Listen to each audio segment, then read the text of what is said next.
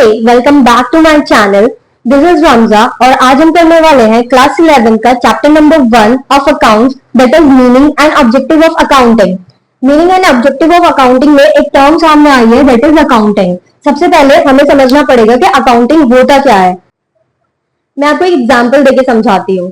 For example, आपका कोई business है, मैं एक बिजनेस वुमेन हूँ या आपका कोई बिजनेस है, तो जो भी आपका बिजनेस है, जिस दिन आपने बिजनेस स्टार्ट किया, पहला दिन आप जिस दिन काम खोलकर बैठे, उस दिन आपके साथ न्यूमरस नंबर ऑफ ट्रांजेक्शन हुई। न्यूमरस नंबर ऑफ ट्रांजेक्शन का मतलब है बहुत सारे अलग अलग लोगों ने आपसे माल खरीदा, बहुत सारे अलग अलग लोगों से आप माल खरीद के लाए हो, और आपने किसी को सैलरी दी है, किसी को वेजेस दी है, कोई और एक्सपेंसेस हुए हैं, कोई चाय पानी का खर्चा, तो वो सारी जितनी भी आपकी नंबर ऑफ ट्रांजेक्शन हुई है, इन्हें हम बोलते हैं न्यूमरस ट्रांजेक्शन।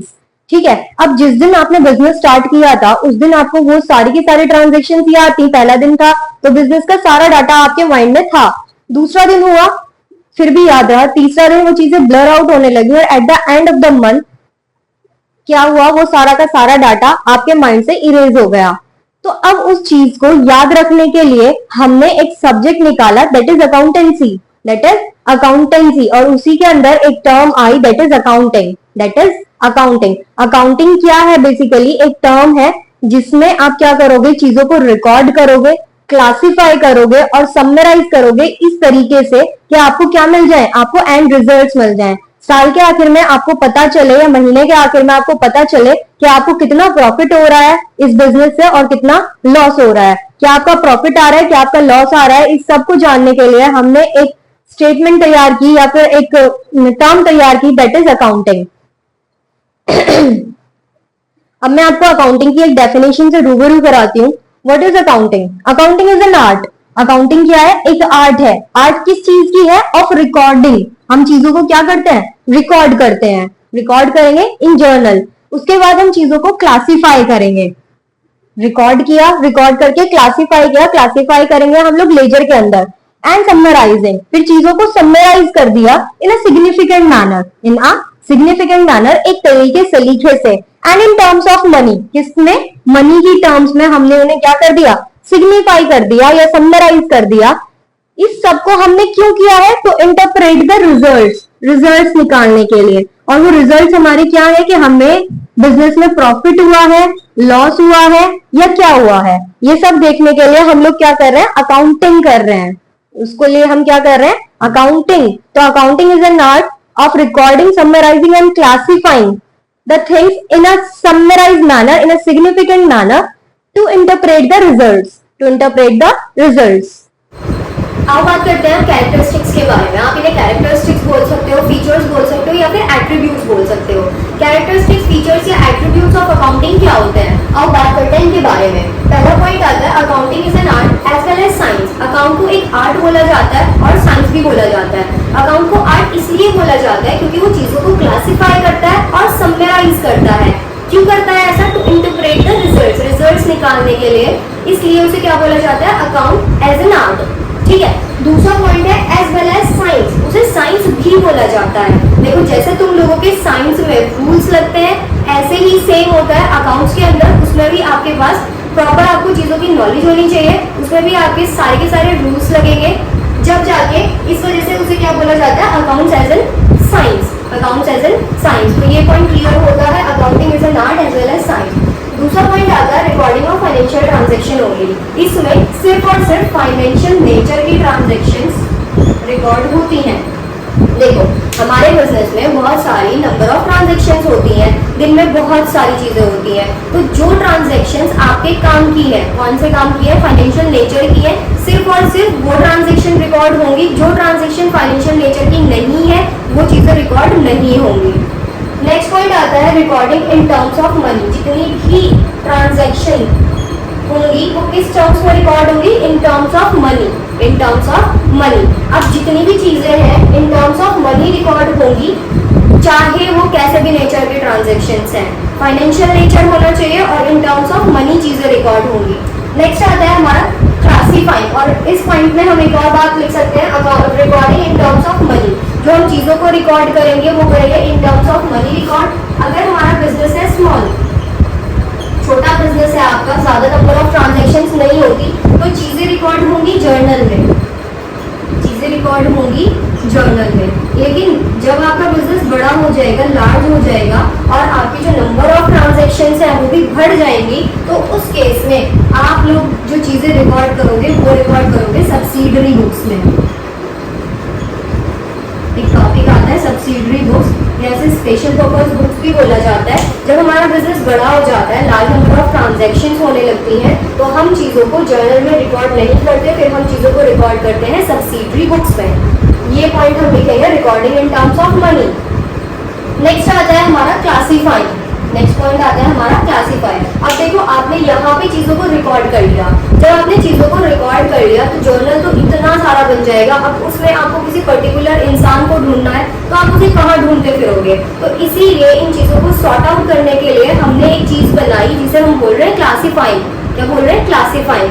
हम एक पर्टिकुलर नेचर के ट्रांजैक्शन को एक पर्टिकुलर प्लेस पे पुट कर देंगे या एक पर्टिकुलर अकाउंट में डाल देंगे, तो उसे हम बोलेंगे क्लासीफाइंग। और ये सारा का सारा काम जो भी आप करोगे ये आएगा लेजर के अंदर। और उस पर्टिकुलर अकाउंट को जिसमें आपने सिमिलर नंबर की सिमिलर नेचर के ट्रांजैक्शंस को पुट किया है, वो क्या बनते हैं? लेजर बनते हैं। क्या बनेंगे? लेजर। वहां में आपने जर्नल बनाई, क्लासीफाई किया, तो क्लासीफाई किया किसके अंदर? लेजर के अंदर।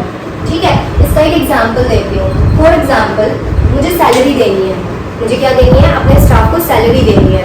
तो क्या मैं ऐसा करूँ कि मुझे ए को सैलरी देनी है, बी को सैलरी देनी है, सी को सैलरी देनी है, या एक काम करती हूँ, एक अकाउंट बनाती हूँ सैलरी अकाउंट के नाम से और उसी में सबकी बात लिख देती हूँ कि मैंने इस पर्टिकुलर बंदे को क्या दी है?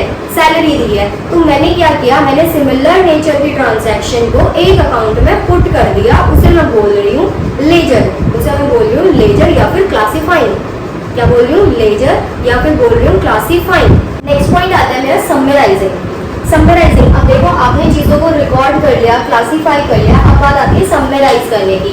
समराइज करना, जो आपका क्लासिफाइड डाटा है उसे इतनी अच्छी मैनर में, एक अंडरस्टैंडेबल मैनर में ऐसे रिप्रेजेंट कीजिए कि वो लोगों के काम आए। वो लोगों के जो भी आपके बिजनेस में इंटरेस्टेड पार्टीज हैं उनके काम आए।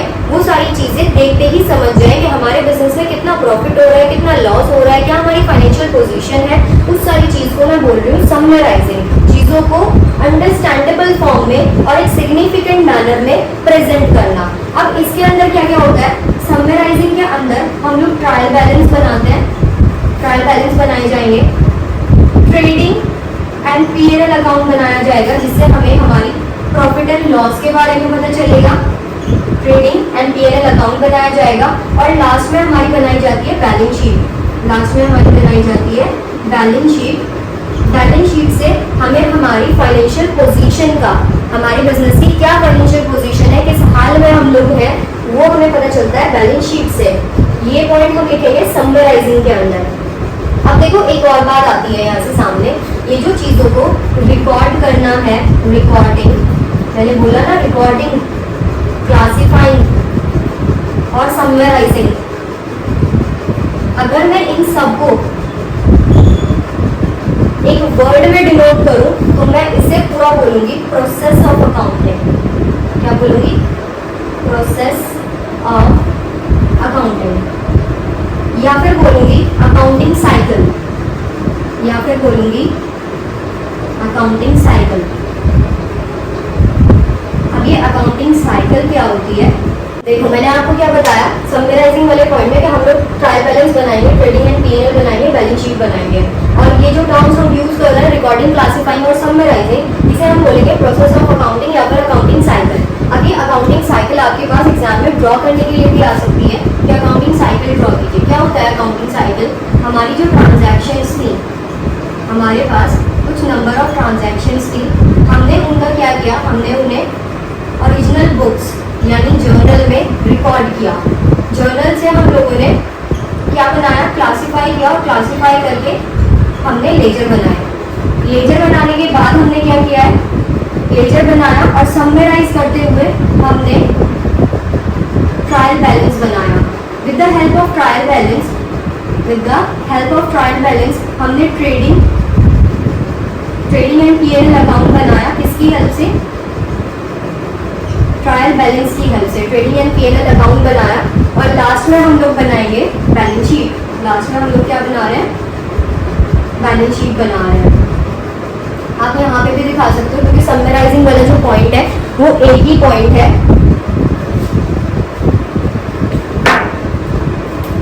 यहाँ पे आपने with the help of trial balance trading and P&L account बनाया और बनाई बैलेंस शीट। और फिर ये साइकिल रिपीट होगी अगले साल में।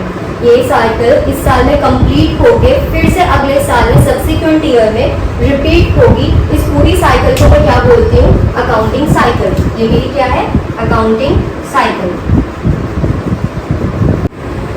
फिर आता है हमारा इंटरप्रिटेशन ऑफ रिजल्ट्स। रिजल्ट्स को हम कैसे इंटरप्रेट करेंगे, ऐसे रिजल्ट्स को इस मैनर में, इस सिग्निफिकेंट मैनर में हम लोग प्रेजेंट करेंगे कि जो भी हमारे इंटरेस्टेड पार्टीज हैं उन्हें वो इजीली समझ आ जाए, हमारी फाइनेंशियल पोजीशन उन्हें पता चले, हमारे प्रॉफिट एंड लॉस के बारे में उन्हें पता चले। सारी चीज़ों का हम किसमें लिखेंगे, इंटरप्रिटेशन ऑफ रिजल्ट्स में। और लास्ट पॉइंट आता है हमारा कम्युनिकेटिंग। उन रिजल्ट्स को हम लोग कम्युनिकेट करेंगे। कम्युनिकेट किन लोगों के साथ करेंगे, जो भी हमारे इंटरेस्टेड पार्टीज हैं उन लोगों के साथ अपने रिजल्ट्स को कम्युनिकेट करेंगे।